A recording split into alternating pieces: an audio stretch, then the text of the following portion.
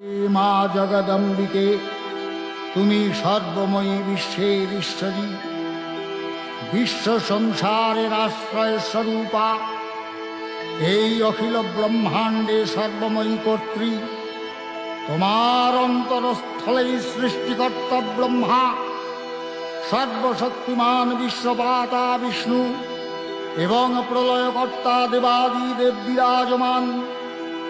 তুমি দেবগণের আধার স্বরূপা, দেবতাদের ও পিতৃলোকের পরম তৃপ্তিদায়ক স্বাহা সধা হব্য ও কব্যরূপে প্রকাশমানা।